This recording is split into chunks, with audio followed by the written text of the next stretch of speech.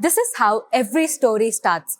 A blank page, untouched and full of possibility. But to many students, it doesn't feel like potential. It feels like pressure. What if the first word is wrong? What if the final outcome isn't good enough? And that is where fear begins.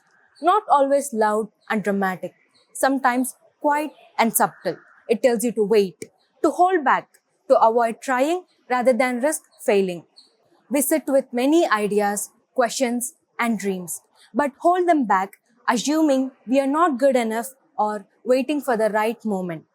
Most of us also assume that failure is something final, a door that closes, a verdict passed. But that's not true. Failure is in the end. It's part of the progress, a sign that you had the courage to attempt. The path to growth isn't always straight. It's full of learning, missteps, and the strength to start again. Thomas Edison failed over 1,000 times before inventing the light bulb. But when asked, he simply said, I didn't fail. I just found 10,000 ways that won't work. His story didn't begin with brilliance. Instead, it began with persistence. In school, courage doesn't come out very loud. It's often the quiet choice to stay silent during class, to not raise your hand, or to miss an opportunity because you assume you won't be good enough.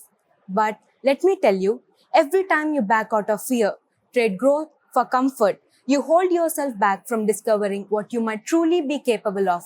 Courage doesn't roar. It's often the quiet, maybe I'll try again tomorrow. So, why do we all wait?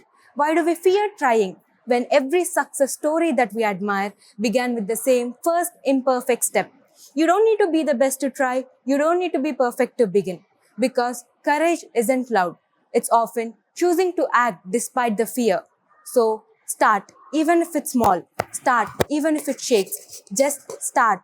Speak, even if your voice shakes. Try, even if the outcome is uncertain. Because every step, no matter how imperfect, is still a step forward. So, pick up the pen, write your first line, and let this blank page turn into your story. The next time you face this blankness, in your notebook, on stage, or in your life, remember, this is how every story starts. I know the weight to always get it right, to match someone else's pace, or to always succeed is heavy. But you carry that weight only if you choose to. Instead, choose to begin and let courage lead the way. Thank you.